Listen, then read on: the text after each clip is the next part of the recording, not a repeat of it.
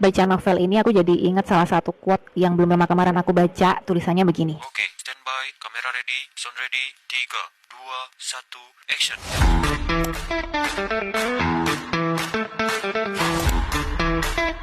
Dia dengan sisa-sisa kesaktian yang masih ada dalam diri Raden Aryo Penangsang ini, kemudian dia tuh mencabut tombak yang menancap di bagian perutnya ini. Tapi sayangnya ketika si tombak ini tercabut, ternyata ada sebagian usus yang ikut keluar pada saat itu. Usus yang keluar dari perutnya ini ceritanya dia lilitkan di bagian kerisnya. Dia lilitkan di situ agar tidak mengganggu gitu.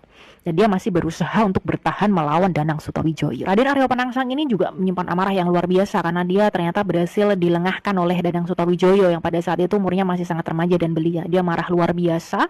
Saking marahnya dia nggak bisa berpikir jernih nih. Puncaknya terjadi ketika Raden Aryo Penangsang ini menarik keris yang terselip di pinggangnya ini.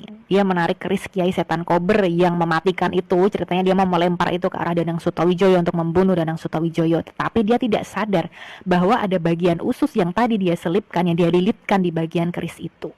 Jadi ketika Raden Aryo Penangsang ini menarik keris di pinggangnya untuk dia lemparkan ke arah Danang Sutawijoyo ini, akhirnya ususnya ikut terburai, guys. Bisa kebayang ya di sini ya. Itu keris ditarik ke atas mau dia lempar ke Danang Sutawijoyo dengan kekuatan yang cukup luar biasa gitu. Akhirnya usus yang tadinya terlilit di bagian keris itu juga ikut tertarik dan terburai. Dan disitulah Raden Aryo Penangsang tewas mengenaskan dengan kondisi usus dan isi perutnya yang terburai.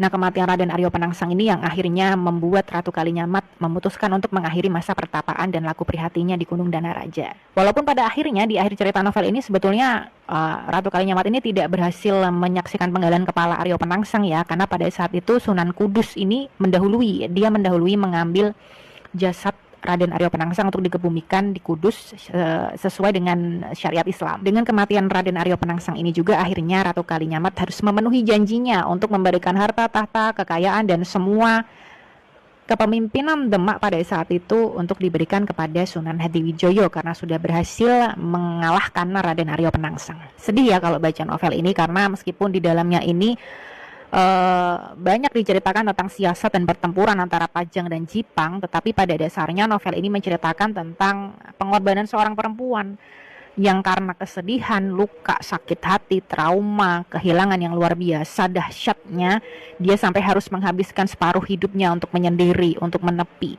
Dan dalam proses kesendiriannya itu dia berusaha untuk mengais yang namanya keadilan. Pesan moral dari novel ini yang paling aku sorot adalah tentang bagaimana seorang Ratu Kalinyamat ketika dia mengakhiri masa pertapaannya, kemudian dia melanjutkan hidupnya